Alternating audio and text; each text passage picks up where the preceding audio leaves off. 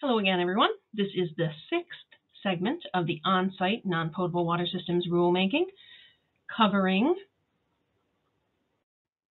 Part 5, monitoring, reporting, notification, and record keeping. And as always, here are the following sections and tables you'll find in Part 5.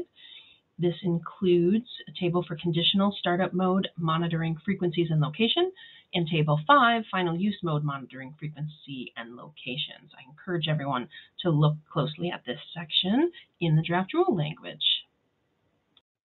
Okay, so first up is Section 500, which requires water quality parameters to be monitored at locations and frequencies in Table 4 during conditional startup mode and Table 5 during final use mode. Additionally, in Section 500, there are details about the proper use of equipment and quality assurance, as well as lab accreditation and standard methods and signature requirements. So here again, I won't go into all of the details. I suggest you look at the draft rule language or pause the video and the recording and look closely at this table. It contains the parameters for each of the different source waters that one must monitor during the conditional startup mode and the location at which the monitoring must take place.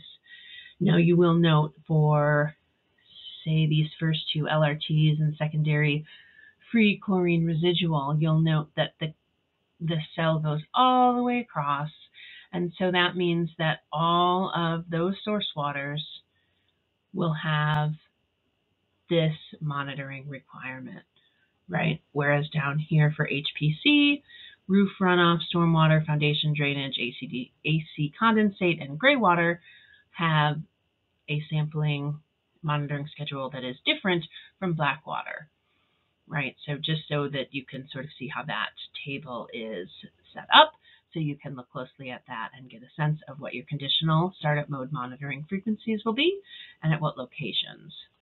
Table 5 then is your final use mode monitoring frequencies and locations. And again, same setup on the table. Please look closely at that for providing any comments that you may have on the requirements. So all systems will have routine reporting during conditional use startup mode, meaning on or before the 10th day of each month via a DMR or a data monitoring report, which is required. They must report all water quality laboratory results and surrogate parameter instrumentation summaries from the previous month.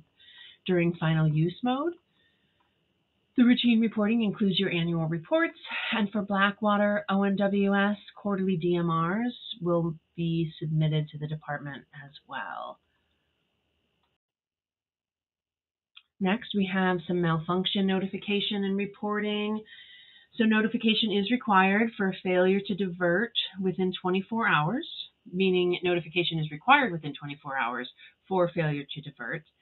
When a source water or inadequately treated non-potable water, again, check your definitions for that one, enters a treated non-potable water distribution system.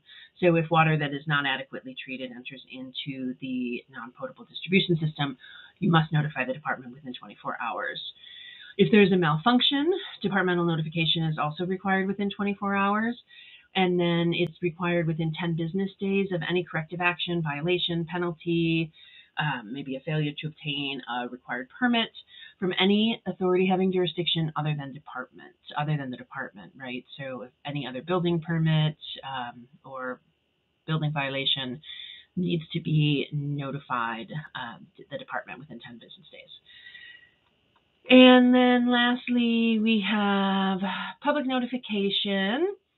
You must notify users by mail or email within 15 business days using clear and concise and simple language in languages commonly understood by the population served. And you need to notice them for any reasons you were required to notify the department, right? So if you're required to notify the department for either of those reasons or any of those reasons I've mentioned above, the failure to divert or malfunctions, then you need to notify the public as well within 15 business days. All right, next we have record keeping and user confidence. So purveyors are required to retain records on site and make them available for inspection. Some of these include the operating permit, lab results, data monitoring reports, annual reports, user notifications, calibration logs, corrective action logs. Additionally, Section 525 contains the requirements for signage to comply with the plumbing code requirements, also a requirement for user notification of malfunctions. User complaints must be addressed in a timely manner and do require a written response if the complaint contains contact information.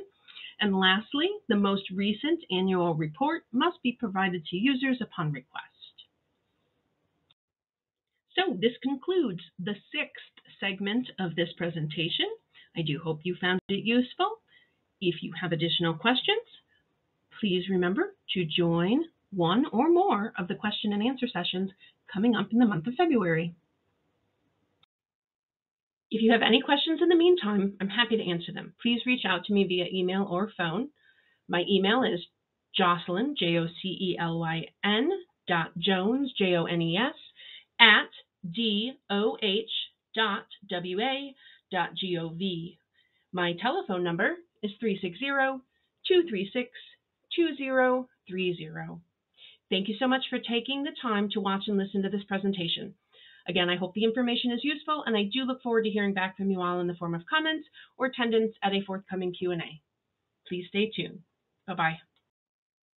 And as always, to request this document in another format, please call 1-805-525-0127. Deaf or hard of hearing customers, please call 711 for Washington Relay or email civil.rights@doh.wa.gov. Thank you again for your time and attention.